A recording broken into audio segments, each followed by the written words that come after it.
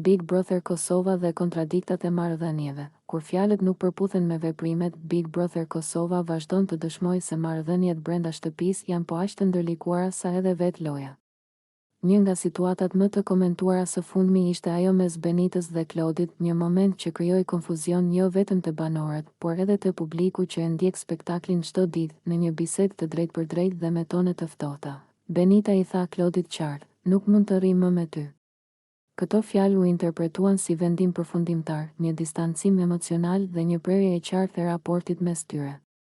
Klodi e pranoi deklaratën në heshtje dhe u largua, duke kërkuar hapësirën e tij brenda shtëpisë, por ajo që ndodhi më pas i habiti të gjithë.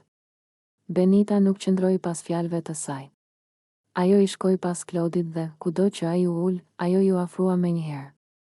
Në një moment që u pa qartë edhe në ekran, Benita i ul shumë afër dhe madje i hyri në prehër, duke krijuar një kontrast të fortë mes asaj që kishte thënë pak minuta më parë dhe sjelljes që po shfaqte tani. Ky veprim hapi shumë pikpyetje. Ishte kjo një shenjë ndjenjash të vërteta? Një tentativë për të mos e humbur vëmendjen e Klodit? Apo thjesht një strategji loje për të mbajtur kontroll emocional mbi situatën? Publiku u nda në mendime.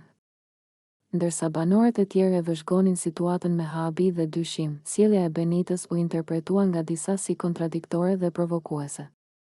Të thuash se nuk mund të rish më me dikë, e më pas ta kërkosh vazhdimisht afërsinë e tij fizike, krijon konfuzion dhe dërgon sinjale të përziera. Kjo vë në vështirësi jo vetëm personin përballë, në këtë rast Klodin, por edhe vetë marrëdhënien, duke e bërë atë të paqartë dhe të paqëndrueshme. Nga ana tjetër, Klodi u gjend në një pozitë të sikletshme. Fjalët e Benitës e kishin distancuar, por veprimet e saj e tërhiqnin sërish në një afërsi që ai ndoshta nuk e kishte kërkuar në atë moment. Reagimi i tij i përmbajtur tregoi pasigurinë dhe konfuz.